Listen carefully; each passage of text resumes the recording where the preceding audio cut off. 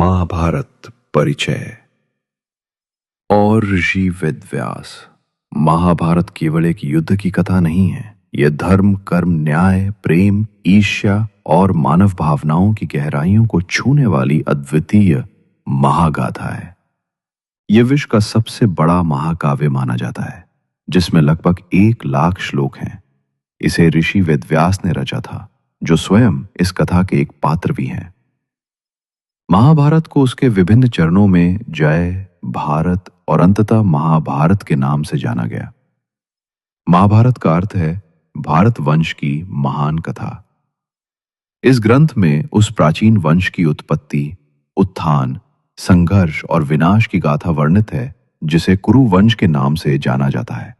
यह कथा घटित होती है द्वापर युग में, हिंदू मान्यता के अनुसार 4 युगों में से तीसरा युग।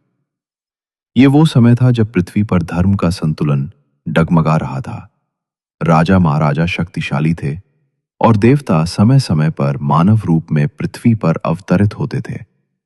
उसी समय इस महागाथा की नींव रखी गई।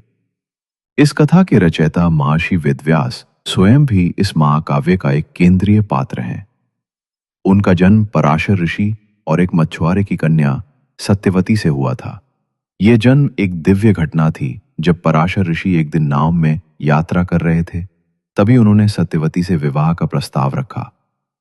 सत्यवती ने अपने कौमार्य और भविष्य की प्रतिष्ठा की चिंता प्रकट की, तो ऋषि ने उसे आशीर्वाद दिया कि वो पुत्र को जन्म देगी, लेकिन उसकी कुमारी अवस्था बनी रहेगी।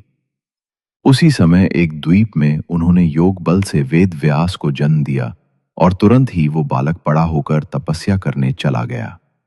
वेद व्यास न केवल महान ऋषि थे, बल्कि उन्हें वेदों का विभाजक भी कहा जाता है।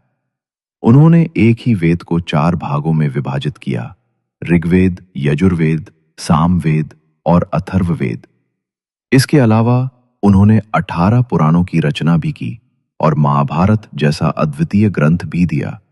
महाभारत की कथा का आरंभ वहीं से होता है जहां वेद व्यास इस संपूर्ण घटनाक्रम को गणेश जी से लिखवाते हैं। कथा के अनुसार जब वेद व्यास ने सोचा कि यह महागाथा लिपिबद्ध होनी चाहिए, तो उन्होंने भगवान गणेश से अनुरोध किया कि वे इसे लिखें। गणेश जी ने यह शर्त रखी कि वे बिना रुके लिखेंगे और वेद व्यास को बिना रुके बोलते रहना होगा।